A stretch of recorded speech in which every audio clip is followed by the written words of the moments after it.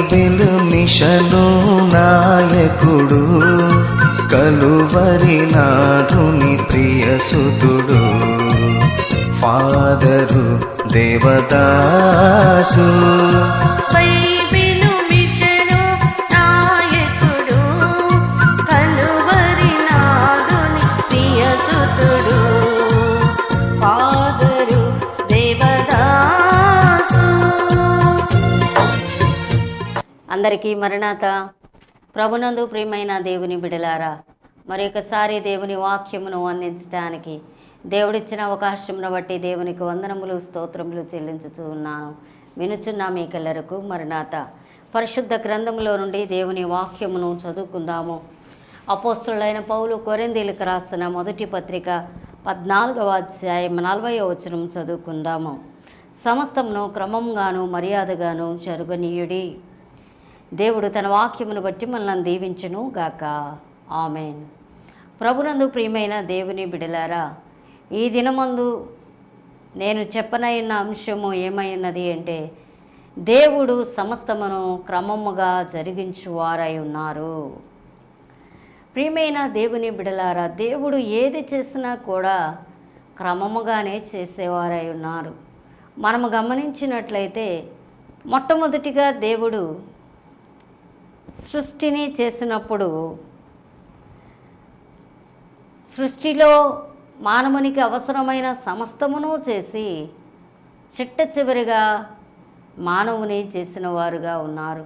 మనం గమనించినట్లయితే మొదటి దినమున వెలుగు కలుగుగాక అన్నారు, వెలుగైంది. అలాగే వెలుగుకేమో పగలని పెట్టారు పేరు, చీకటికి రాత్రి అని పెట్టారు. రెండో దినమున ఆకాశమును కలుగజేశారు. మూడవ దినమున భూమిని కలుగజేశారు. భూమి గడ్డిని, అలాగే ఫలవృక్షములను, అలాగే విత్తనములిచ్చు చెట్లను మొలపించును గాక అన్నారు. ఆ విధంగానే భూమి మీద ఫలవృక్షములు, విత్తనములిచ్చు చెట్లు, గడ్డి మొలిసినాయి. అలాగే నాలుగవ దినమున పగలు రాత్రిని వేరుపరచునట్లుగా సూర్య చంద్ర నక్షత్రములను దేవుడు చేసిన వారై ఉన్నారు. అలాగే ఐదవ దినమున ఆకాశంలో ఎగురు పక్షులను, అలాగే జలములలో ఉండు మహామత్స్యములను, అలాగే రకరకాల జంతువులను, జీవరాశులను దేవుడు కలుగునుగాక అని పలికారు. అవి కలిగినాయి. అలాగే ఆరో దినమున భూమిని వాటి వాటి ప్రకారముగా పశువులు, పురుగులు, అడవి జంతువులు మొలిపించును కాగా పుట్టించునుగాక అని పలికారు. అలాగే భూమి మీద పశువులు, అడవి జంతువులు, పురుగులు కలిగినాయి. ఇవన్నీ అయిన తర్వాత ఆరవ దినమున వీటన్నిటినీ సిద్ధము చేసిన తర్వాత దేవుడు తన స్వరూపమందు తన పోలిక చొప్పున నరుని చేసిన వారుగా ఉన్నారు. ప్రియమైన దేవుని బిడలారా, దేవుడు సమస్తమును క్రమముగా జరిగించువారై ఉన్నారు. ఆయన ఏ పని చేసినా కూడా క్రమము కలిగిన వారై ఉన్నారు, క్రమముగా చేయువారై ఉన్నారు. ఇలాగూ మానవునికి అవసరమైన సమస్తమును చేశారు. మానవుడు ఇది లేదు అది లేదు అని అడగనవసరం లేకుండా సమస్తమును అమర్చిపెట్టి ఆ తర్వాత మానవుని చేసిన వారుగా ఉన్నారు. అలాగే ఈ మానవులైన వారిని, ఈ స్త్రీ పురుషులను ఏం చేశారు అంటే ఏదెను వనములో పెట్టారు. వారు బాగానే ఉన్నారు. కొద్ది కాలము తరువాత దుష్టుడైన సాతాను హవ్వను మోసం చేసింది. అలాగే హవ్వ దేవుడు తినకూడదని ఆజ్ఞాపించిన పండ్లను తిన్నది. ఆదాము గారికి కూడా ఇచ్చింది. ఆ తర్వాత వారిద్దరి కండ్లు తెరవబడ్డాయి. వారు దిగంబరులమని వారు కనుక్కున్నారు. ఆకులతో కచ్చడములను చేసుకున్నారు. దేవుడొచ్చారు. దేవుడు పిలిచినప్పుడు ఆదాము వాళ్ళిద్దరూ కూడా చెట్టు చాటున దాక్కున్నవారుగా ఉన్నారు. ఇదిగో అయ్యా, మీ స్వరము విన్నప్పుడు మాకు భయం కలుగుతుంది అని ఆదాము చెట్టుచాటు నుండే సమాధానము దేవునికి ఇచ్చినవాడుగా ఉన్నాడు. అప్పుడు దేవుడు అంటూ ఉన్నాడు, ఇదిగో నేను తినకూడదని ఆజ్ఞాపించిన వృక్షఫలములు తింటివా అని మాట్లాడారు. ఇదంతా మనకు తెలుస్తున్నదే.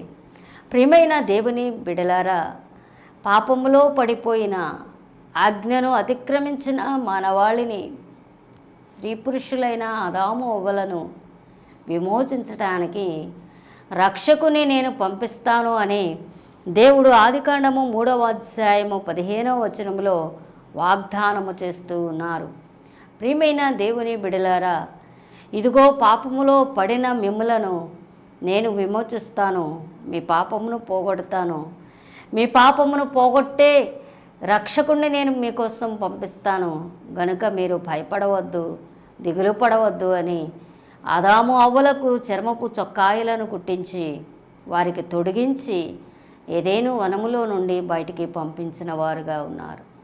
ప్రియమైన దేవుని బిడలారా, వారు భూమి మీదకి వచ్చిన తర్వాత వారంతట వారు సేద్యము చేసుకొని ఆహారమును సంపాదించుకుంటూ ఉన్నవారుగా ఉన్నారు. వీరిద్దరికి 2 కుమారులను దేవుడిచ్చారు, కయ్యూను హేబేలు. అలాగే కయ్యూను హేబేలు ఇద్దరూ ఒక దినమున దేవునికి అర్పణ తీసుకొని వచ్చినప్పుడు దేవుడు హేబేలు అర్పణ అంగీకరించారు, కయ్యూని అర్పణ అంగీకరించలేదు. దానిని బట్టి కోపం తెచ్చుకున్న కయ్యూను హేబేలును చంపినవాడుగా ఉన్నాడు. ప్రియమైన దేవుని బిడలారా, దేవుడు ఏం చేశారు అనంటే హేబేలుకు ప్రతిగా ఇంకొక కుమారుని ఆదాము అవ్వలకు దేవుడు ఇచ్చిన వారే ఉన్నారు. అతని పేరు షేతు.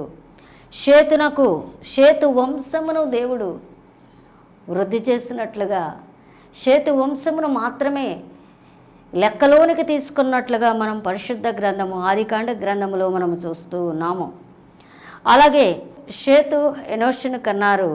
ఎనోషు కినియాను, మహలేలు, ఎరెదు, అలాగే హానోకు, మెతుషెల, లెమెకు, నోవాహు, వీరు 7 తరముల వారు ఈ షేతు వంశములో నుండి వచ్చిన వారుగా ఉన్నారు.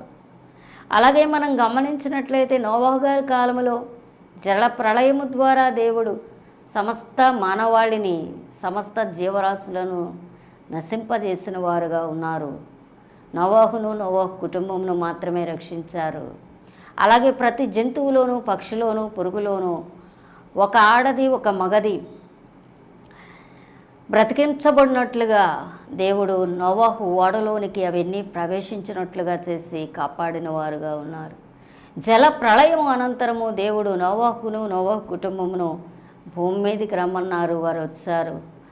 ప్రియమైన దేవుని బిడలారా, వాళ్ళు వచ్చిన తర్వాత దేవుడు నోవాహు కుటుంబంలో తనకు కలిగిన 3 కుమారులలో దేవుడు షేమును ఏర్పాటు చేసుకున్న వారుగా ఉన్నారు. షేము వంశములో నుండి దేవుడు అబ్రహామును రప్పించిన వారుగా ఉన్నారు. అబ్రహాము సంతానమైన ఇస్సాకు, యాకోబు, అలాగే వీరందరూ యాకోబు కుమారులు 12 మంది, వారి సంతానము ఇశ్రాయేలీలుగా పిలువబడిన వారుగా ఉన్నారు. ప్రియమైన దేవుని బిడలారా, దేవుడు ఏది చేసినా క్రమముగా చేసిన వారై ఉన్నారు. అలాగే యథార్థపరులను, భక్తిపరులను ఏర్పాటు చేసుకున్నారు. వారి వంశమునకే వృద్ధి కలిగించారు. వారిని దేవుడు హెచ్చించిన వారుగా ఉన్నారు. మనము గమనించినట్లయితే ఆదికాండము 15వ అధ్యాయము 12, 13 వచనములలో అబ్రహాము గారు దేవునికి బలి అర్పించినప్పుడు క్రద్దలు తినకుండా ఆయన కళేబరములను కాపాడుతూ ఉన్నప్పుడు అగ్నిజ్వాల ఒకటి వాటి మీదుగా వెళ్ళింది. దేవుడు స్వరంతో అబ్రహాము గారికి చెప్పారు, ఇదిగో నీవు నివసిస్తూ ఉన్న ఈ కనాను దేశము మీ సంతానము తమది కాని దేశంలోనికి 400 ఏండ్లు ఉంటారు, పరదేశులుగా ఉంటారు. 400 ఏండ్ల తర్వాత మరలా ఈ కనాను దేశంలోనికి నీ సంతతి వారు వస్తారు. ఆ దినమున మిక్కిలి ఆస్తితో ఐగుప్తు దేశము నుండి నీ సంతానము బయలుదేరి ఈ కనాను దేశంలోనికి చేరతారు అని దేవుడు అబ్రహాము గారికి వాగ్దానము చేసిన వారుగా ఉన్నారు. వాగ్దానము చేసిన దేవుడే ఏం చేశారు అనంటే దానిని నెరవేర్పులోనికి తీసుకుని వచ్చారు. ఎలాగా? అబ్రహాముకు ఏకైక కుమారునిగా ఇస్సాకు గారిని ఇచ్చారు. ఇస్సాకు గారికి యాకోబు, ఏసావు అనే 2 సంతానమును ఇచ్చారు. ఇద్దరిలో యాకోబును దేవుడు ఏర్పాటు చేసుకున్నారు. యాకోబు గారు శ్రమ వచ్చుటను బట్టి తన మామ ఇంటికి వెళ్ళారు. తన మామగారు ఇద్దరి కుమార్తెలను వివాహం చేసుకున్నారు. అలాగే వారి దాసీలను కూడా వారు ఇచ్చిన వారుగా ఉన్నారు. ఇలాగూ యాకోబు గారు 12 మంది సంతానమును పొందినవారుగా ఉన్నారు. ప్రియమైన దేవుని బిడ్డలారా, ఈ 12 మంది సంతానములో యోసేపు గారు ఉన్నారు. యోసేపు గారిని యాకోబు మిక్కటముగా ప్రేమించటాన్ని బట్టి అన్నదమ్ములందరూ కూడా చాలా అసూయ కలిగిన వారై యోసేపు గారిని చంపాలని ప్రయత్నం చేసిన వారుగా ఉన్నారు. కానీ రూబేను ఏం చేశారు అని అంటే, ఇదిగో మీరు తమ్ముడిని చంపవద్దు, ఇష్మాయిలీలు వస్తూ ఉన్నారు, వారికి అమ్మివేద్దామని వారికి అమ్మివేయనట్లుగా చేశారు రూబేను గారు.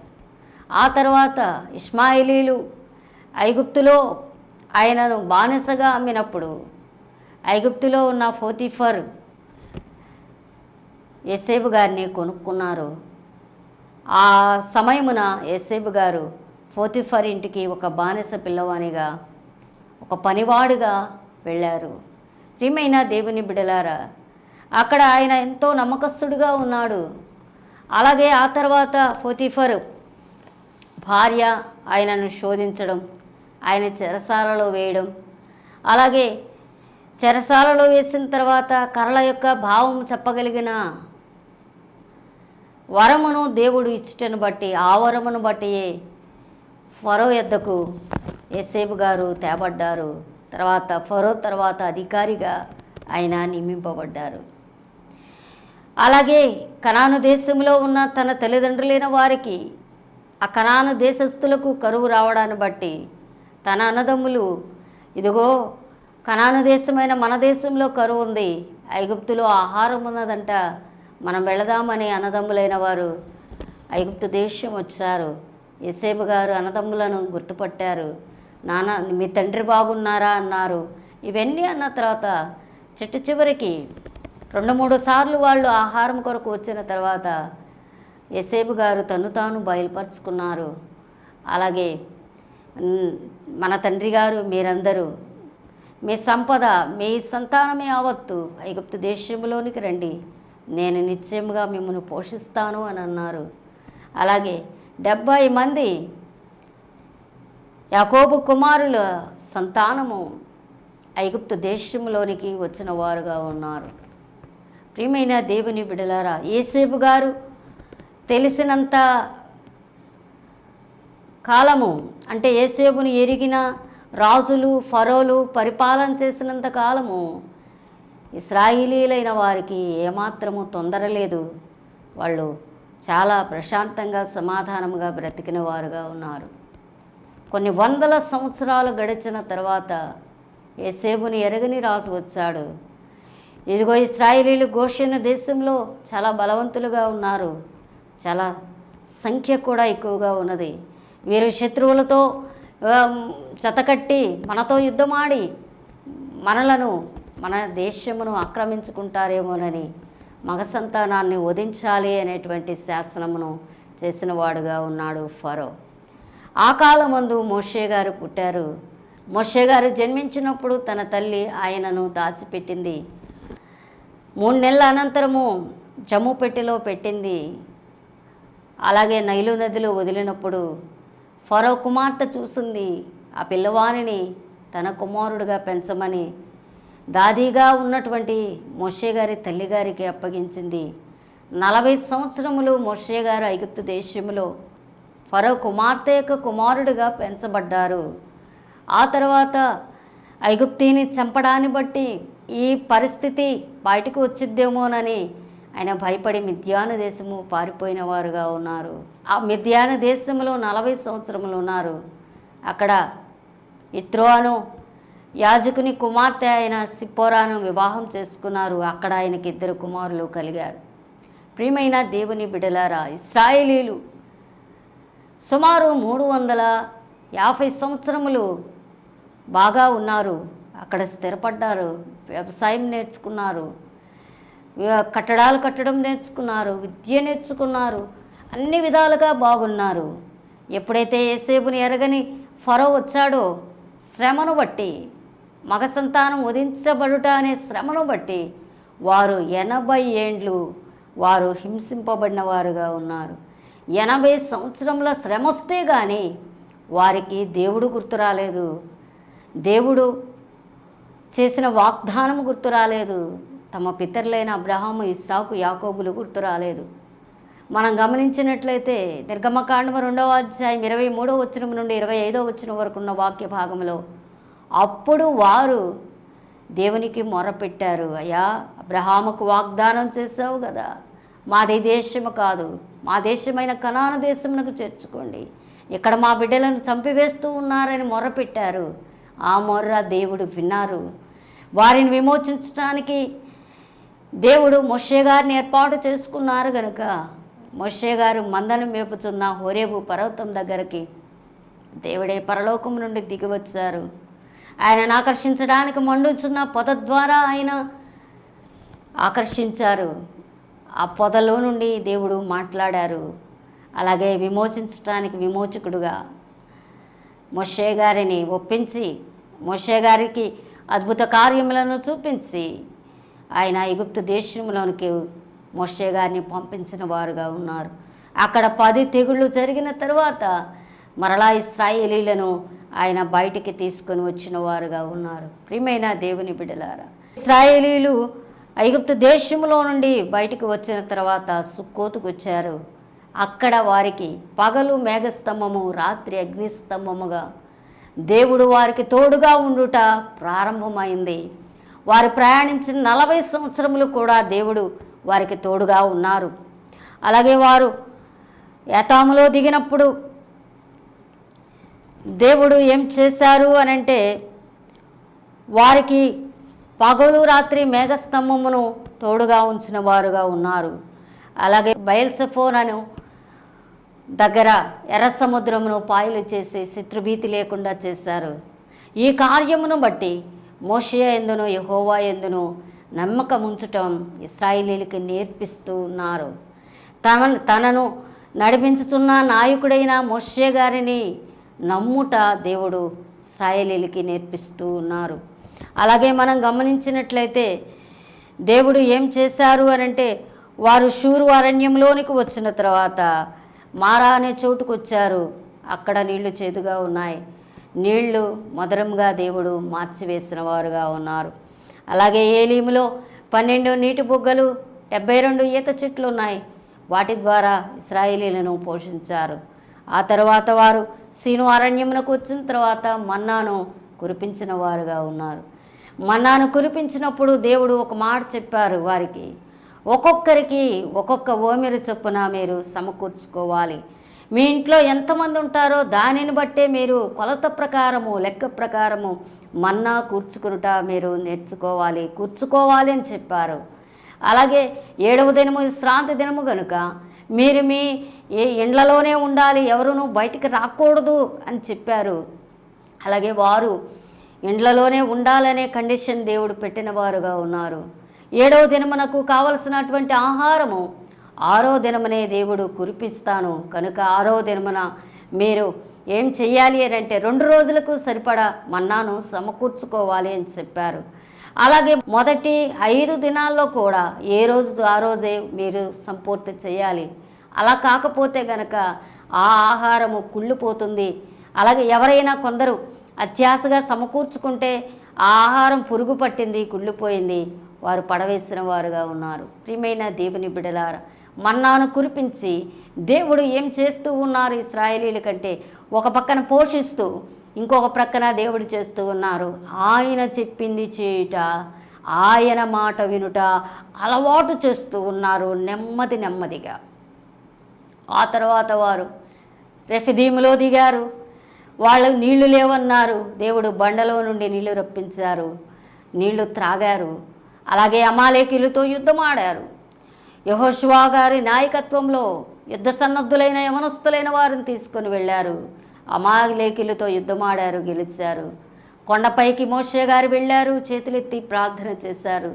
మోషే గారు చేతులు దించినప్పుడు ఇదిగో ఇశ్రాయేలీలు ఓడిపోతూ ఉన్నారు గనుక ఇది గమనించిన అహరోను హూరులు మోషే గారి చేతులను ఆదుకున్నవారుగా ఉన్నారు. సూర్యాస్తమయం వరకు మోషే గారు కొండ మీద ప్రార్థన చేస్తూ ఉన్నారు. క్రింద యెహోషువ గారు యుద్ధమాడుతూ ఉన్నారు, గెలిచిన వారుగా ఉన్నారు. ప్రియమైన దేవుని బిడ్డలారా, ఇశ్రాయేలీలకు నేర్పిస్తున్నాడు దేవుడు పోషణకర్త. దేవుడు మనం ఏం తినాలో ఏం త్రాగాలో దేవుడు మనకి సమస్తము అనుగ్రహించేవారై ఉన్నారు. అంత మాత్రమే కాక మన నాయకుడు, మన కాపరి, మనల్ని నడిపించే విమోచకుడు మన కోసం ప్రార్థన చేసినప్పుడు శత్రువులపైన మనం విజయం పొందుతాము అనేది ఇశ్రాయేలీలకి దేవుడు నేర్పిస్తూ ఉన్నారు. ఇంకా మనం గమనించినట్లయితే వారు మోషే గారి న్యాయాధిపతులను ఏర్పాటు చేసిన వారుగా ఉన్నారు. అలాగే మనం గమనిస్తే నిర్గమకాండము 19వ అధ్యాయంలో దేవుడు హోరేబు పర్వతం పైకి దిగి వచ్చారు. దేవుడు ఉండు స్థలములో దేవుని సన్నిధికి సమీపించు దేవుని పిల్లలు శుద్ధిగా ఉండాలి అనేది నిర్గమకాండము 19వ అధ్యాయంలో దేవుడు తెలియజేస్తూ ఉన్నారు. వాక్యం వింటూ ఉన్న దేవుని పిల్లలారా, దేవుడు పరిశుద్ధుడై ఉన్నాడు గనుక ఆయన సన్నిధికి సమీపించువారు కూడా పరిశుద్ధులుగా ఉండాలి అనేది ఈ అధ్యాయం ద్వారా దేవుడు తెలియజేస్తూ ఉన్నారు. అలాగే 20వ అధ్యాయంలోనికి వచ్చేసరికి దేవుడు తెలియజేస్తూ ఉన్నారు, ఇదిగో 10 ఆజ్ఞలు ఉన్నాయి, ఈ ఆజ్ఞల ప్రకారం మీరు నడవాలి, మీరు నడవలసిన మార్గము ఇది అని దేవుడు తెలియజేస్తూ ఉన్నారు. మనం గమనించినట్లయితే దేవుడు బానిసత్వ బ్రతుకులో నుండి బయటికి తీసుకొని వచ్చిన దేవుడే నెమ్మదిగా ఆయన చెప్పింది చేయుట ఇశ్రాయేలీలకు నేర్పిస్తూ ఉన్నారు. చిన్న పనుల ద్వారా వారికి లోబట్ట నేర్పించి ఇప్పుడు ఆజ్ఞలు ఇచ్చిన వారుగా ఉన్నారు.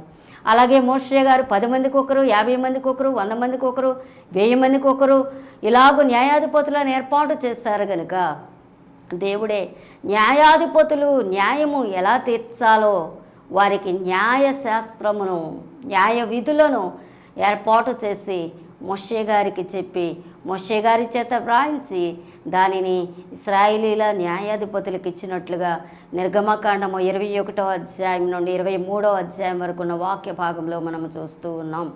అలాగే నిర్గమకాండం 25వ అధ్యాయం నుండి 40వ అధ్యాయం వరకు మనం గమనించినట్లయితే దేవుడు తాను నివసించడానికి ఒక మందిరమును ఏర్పాటు చేయమని చెప్పారు. మందిరంలో ఏ వస్తువులు ఉండాలో తెలియజేస్తారు. అలాగే ఏ సమయాల్లో ఏమేమి చెయ్యాలో, ఉదయ సాయంకాలం ధూపం వేయాలి, ఉదయ సాయంకాలం బలి అర్పించాలి, అలాగూ దేవుడు దీపమును సవరించాలి.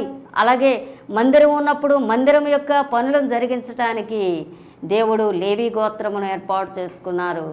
యాజకత్వం జరిగించడానికి అహరోను కుమారులను ఏర్పాటు చేసుకున్నారు. అలాగే యాజకులు ధరించుకోవడానికి ఒక ప్రత్యేకమైన వస్త్రములను దేవుడు బయలుపరిచిన వారుగా ఉన్నారు. ప్రియమైన దేవుని బిడలారా, మన దేవుడు క్రమము కలిగిన వాడు. దేవుడు ఒకదాని వెంట ఒకటి వరుసగా ఇశ్రాయేలీలకు నేర్పిస్తూ వచ్చిన వారుగా ఉన్నారు. అలాగే వారికి మందిరం వచ్చింది, న్యాయ విధులు వచ్చినాయి, ఆజ్ఞలు వచ్చినాయి, అలాగే యాజకులు కూడా వచ్చారు. ఇలాగూ వారి యొక్క ఆత్మీయ జీవితాన్ని ఇశ్రాయేలీలు కొనసాగించినట్లుగా దేవుడు చేశారు. అలాగే మనం గమనించినట్లయితే లేవియాకాండం మొత్తము బలులను గురించి తెలియజేయబడుతూ ఉన్నది, పండుగలను గురించి తెలియజేయబడుతూ ఉన్నది. ఇదిగో సమాధాన బలి, అపరాధ పరిహారార్థ బలి, పాప పరిహారార్థ బలి, ఇలాగూ బలులు దేవునికి సమర్పించుట ద్వారా మీ పాపమును పరిహారము చేసుకోవాలని దేవుడు తెలియజేశారు. అలాగే ఇదిగో సంవత్సరానికి 7 సార్లు మీరు పండుగలు ఆచరించాలి అని దేవుడు పండుగలకు కూడా ఏర్పాటు చేసిన వారుగా ఉన్నారు. ఇంకా మనం గమనించినట్లయితే దేవుడు న్యాయాధిపతులను ఏర్పాటు చేశారు. న్యాయాధిపతుల తర్వాత దేవుడు ప్రవక్తలను ఏర్పాటు చేశారు. మొట్టమొదటి ప్రవక్త సమూయేలు గారు. అలాగే ప్రవక్తల అనంతరము రాజులను దేవుడు ఏర్పాటు చేసిన వారుగా ఉన్నారు. ప్రియమైన దేవుని బిడలారా, ఐగుప్తు దేశములో నుండి తన బిడలైన ఇశ్రాయేలీలను తీసుకొని వచ్చిన దేవుడే వారి క్షేమము కోసము, వారు పరిశుద్ధులుగా బ్రతుకుట కోసము దేవుడు ఆజ్ఞలు ఇచ్చిన వారుగా ఉన్నారు. అలాగే వారికి న్యాయము తీర్చుట కొరకు న్యాయాధిపతులను ఏర్పాటు చేసి న్యాయ విధులను వారికి ఇచ్చిన వారుగా ఉన్నారు. అలాగే వారు పరిశుద్ధులుగా బ్రతకడానికి, దేవుణ్ణి ఆరాధించడానికి, దైవ సన్నిధిలోనికి వెళ్ళి పాపమును పరిహారం చేసుకొని పరిశుద్ధులుగా బ్రతకడానికి బలులను అలాగే పండుగలను ఏర్పాటు చేసిన వారుగా ఉన్నారు. అలాగే దేవుని యొద్ద నుండి వర్తమానం అందుకొని ఇదిగో యెహోవా ఇలాగ సెలవిచ్చుచున్నాడు అని చెప్పడానికి ప్రవక్తలను ఏర్పాటు చేసుకున్నాడు. నీతి న్యాయములు కలిగి పరిపాలన చేయడానికి రాజులను ఏర్పాటు చేసుకున్నారు. ఇది దేవుని యొక్క ప్రణాళిక అయి ఉన్నది. అలాగే ఇలాగూ ఇంతమందిని ఏర్పాటు చేసిన ఇశ్రాయేలీలు దేవుని మాటను ధిక్కరించిన వారుగా, దేవుని ఆజ్ఞల ప్రకారం నడవని వారుగా ఉన్నారు గనుక దేవుడే నరరూపధారిగా యేసుక్రీస్తుగా ఈ లోకంలోనికి వచ్చారు. 3.5 సంవత్సరములు పరిచర్య చేశారు. 33.5 సంవత్సరం ఈ లోకంలో జీవించిన వారుగా ఉన్నారు. శిలువ మరణం ద్వారా సమస్త మానవాళి యొక్క పాపమును పరిహారం చేసిన వారుగా ఉన్నారు. మనం గమనించినట్లయితే యేసుక్రీస్తు ప్రభు తన బోధలో మరి ముఖ్యంగా చెప్తూ ఉన్నారు, నేను ధర్మశాస్త్రాన్ని కొట్టివేయడానికి వచ్చానని తలంచవద్దు, నెరవేర్చుటకే వచ్చాను అని చెప్పారు. ప్రియమైన దేవుని బిడ్డలారా, ధర్మశాస్త్రం కంటికి కన్ను పన్నికి పనులు అని తెలియజేస్తూ ఉంటే యేసుక్రీస్తు ప్రభు అంటున్నారు, నేను చెప్పినదేమనగా నీ సహోదరుని చూసి వ్యర్థుడా అన్నావా, నువ్వు నరకాగ్నికి లోనవుతావు అని చెప్తూ ఉన్నారు. అంటే మాట జాగ్రత్తగా ఉండాలి. అలాగే ఒక స్త్రీని చూసి ఇదిగో వ్యభిచరిస్తేనే కాదు, చూసి మోహపు చూస్తేనే వ్యభిచరించినట్లు. అంటే నీ మాట, నీ మనస్సు, నీ సమస్తము పరిశుద్ధంగా ఉండాలి అని యేసుక్రీస్తు తన బోధలో చెప్పిన వారుగా ఉన్నారు. ప్రభు శిలువలో మరణించారు, సమాధి చేయబడ్డారు, తిరిగి లేచారు, ఆరోహణమయ్యారు, పరిశుద్ధాత్మను కుమ్మరించారు, క్రైస్తవ సంఘాన్ని ప్రారంభించారు. క్రైస్తవ సంఘము తర్వాత ఆయా దేశంలో తన శిష్యులైన 12 మంది కూడా ఆయా దేశాలకు వెళ్ళారు, సువార్త ప్రకటించారు. ఆ తర్వాత దేవుడు 1600 సంవత్సరాల వరకు ప్రపంచంలో చాలా దేశాలకు అనేక మంది మిషనరీలను పంపించి దేవుని సువార్త ప్రకటింపజేశారు. దేవుడు మార్టిన్ లూథర్ గారిని ఏర్పాటు చేసుకున్నారు. ఆయన ద్వారా పరిశుద్ధ గ్రంథమును వ్రాయించారు. ఆ సంవత్సరమే అచ్చు పుట్టినట్టు చేశారు. అచ్చులో మొట్టమొదటిగా అచ్చు వేయబడినది పరిశుద్ధ గ్రంథము. ఈనాడు పరిశుద్ధ గ్రంథం అందరి చేతుల్లోనికి వచ్చి దేవుడు ఏం చెప్తూ ఉన్నాడు, దేవుడు ఎలా బ్రతకమని చెప్తున్నాడు, దేవుడు ఎలాగూ క్రమము కలిగిన వాడో మనం ఎలాగూ క్రమంగా నడవాలో నేర్పిస్తూ ఉన్నది ఈ పరిశుద్ధ గ్రంథము. ఈ గ్రంథము ద్వారా దేవుడు అంటూ ఉన్నారు, ఇదిగో నేను సమస్తమును క్రమంగాను మర్యాదగాను చేయవాడను గనుక మీరు కూడా సమస్తమును క్రమంగాను మర్యాదగాను జరగనీయండి, క్రమముగా బ్రతకండి అని తెలియజేస్తూ ఉన్నారు. అలాగే ఈ కడవరి కాలంలో దేవుడు బైబిల్ మిషన్ బయలుపరిచిన వారుగా ఉన్నారు. బైబిల్ మిషన్ ద్వారా ఏం తెలియజేస్తూ ఉన్నారు దేవుడు అంటే, ఆనాడు సీనాయి పర్వతం పైన మోషే గారు వెళ్ళక ముందు దేవుడు మోషే గారికి చెప్తూ ఉన్నారు, నువ్వు కిందకెళ్ళి ఇశ్రాయేలీలకి పరిశుద్ధంగా ఉండమని చెప్పు, వారు బట్టలు ఉతుక్కోవాలని చెప్పు, ఏ పురుషుడు స్త్రీని చేరకూడదని చెప్పు, ఇదిగో ఈ సీనాయి పర్వతానికి మేర ఏర్పాటు చేయాలి, దీన్ని ఎవడు ముట్టకూడదు. ఇలాగూ దేవుడు శుద్ధి చేయుట, వాళ్ళని శుద్ధిగా ఉండుట నేర్పిస్తూ ఉన్నారు మోషే గారి ద్వారా. ఈనాడు బైబిల్ మిషన్ ద్వారా దేవదాసయ్య గారి బోధ ద్వారా దేవుడు తెలియజేస్తూ ఉన్నారు, సన్నిధి గదిలోనికి వెళ్ళేవారు, దేవాలయంలోకి వెళ్ళేవారు శుద్ధి కలిగిన వారుగా ఉండాలి, దేవుడున్న చోటు శుద్ధిగా ఉండాలి, దైవ సన్నిధికి వెళ్ళే విశ్వాసి శుద్ధిగా ఉండాలి, అలాగే దేవుని ఆజ్ఞలు పాటించేవారుగా ఉండాలి, దేవుని వాక్యం చదువుకునేవారుగా ఉండాలి, పరిశుద్ధాత్మను పొందినవారుగా ఉండాలి, రాకడకు సిద్ధపడేవారుగా ఉండాలి. ఈ లక్షణములన్నీ కలిగి ఉంటేనే రెండవ రాకడకు ఎత్తబడతాము అని దేవుడు తెలియజేస్తూ ఉన్నారు. ప్రియమైన దేవుని బిడ్డలారా, ఇంతవరకు మనం చెప్పుకున్న వాక్య భాగంలో దేవుడు తన ప్రణాళిక ప్రకారము, తన మనస్సులో, తన ఏర్పాటులో, తన చిత్తములో ఏముందో దాని ప్రకారమే చేశారు. కానీ ఆయన ఇంకొక విధముగా చేయలేదు. అంటే తన ప్రణాళిక ప్రకారమే చేశారు కానీ, క్రమముగానే చేశారు కానీ ఏ విషయంలోనూ ఆయన క్రమములో నుండి ప్రక్కకు వెళ్ళలేదు. దేవుడు సమస్తమును క్రమముగాను మర్యాదగాను జరిగించువారై ఉన్నారు గనుక దేవుణ్ణి వెంబడిస్తున్న మనము సమస్తము ప్రతి విషయము క్రమముగాను మర్యాదగాను జరిగించేవారముగా, ఈ లోకములో విశ్వాసులమైన మనము క్రమముగా నడిచేవారుగా ఉండాలని దేవుడు తన వాక్యం ద్వారా మనకు తెలియజేస్తూ ఉన్నారు గనుక దేవుని వాక్యం వింటూ ఉన్న దేవుని పిల్లలారా, క్రమముగా నడుచుకొనండి. క్రమం లేని వారిని దేవుడు రెండవ రాకడా అనంతరం అంత్య తీర్పునంటారు. అక్రమము చేయవారులారా మీరెవరో నాకు తెలియదు పొండి అని అనగలరు గనుక దేవుని వాక్యం వింటూ ఉన్న వారులారా, మీ హృదయములలో మీ బ్రతుకులో ఉన్న అక్రమమును తీసివేసుకొని క్రమముగా నడుచుకునండి. దేవుని చేత, నా తండ్రి చేత ఆశీర్వదింపబడిన వారులారా రండి అని పిలిపించుకునే ధన్యకరమైన జీవితం జీవించడానికి ప్రయత్నం చేయండి. అట్టి భాగ్యము, ధన్యత పరిశుద్ధాత్మ తండ్రి మీకెల్లరికూ అనుగ్రహించి దీవించును గాక. ఆమేన్. అందరికీ మరణాత. ప్రార్థన చేసుకుందాం. వాక్యమైన మా తండ్రి, మీకు స్తోత్రములు, నమస్కారములు. మీరు ఏది చేసినా క్రమముగా చేసిన వారై ఉన్నారు గనుక నిన్ను వెంబడిస్తూ ఉన్న మీ బిడలమైన మేమందరము కూడా క్రమముగా నడుచుకొని నీకు మహిమ తెచ్చేవారముగా, మీ రెండో రాకడకు సిద్ధపడే వారముగా ఉండునట్లు సహాయము దయచేసి దీవించుమని క్రమము కలిగిన యేసునామమున ప్రార్థన చేయుచున్నాము తండ్రి. ఆమేన్.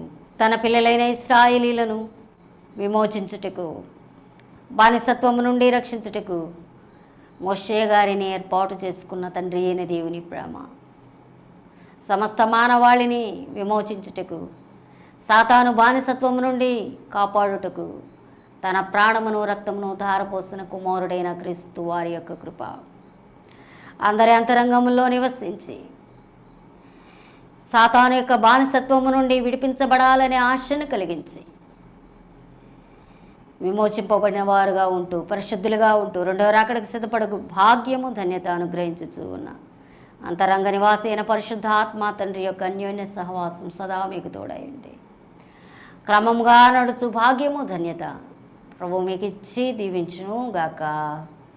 ఆమేన్. అందరికీ మరణాత. ఎన్నో మిషనులు ఉన్నవి భూమిలో, ఎన్నో మిషనులు ఉన్నవి భూమిలో, సన్నిధి నేర్పిన సద్గురువెవరు, సన్నిధి నేర్పిన సద్గురువెవరు, సన్నిధి పరుడగు ఈ గురువే, సన్నిధి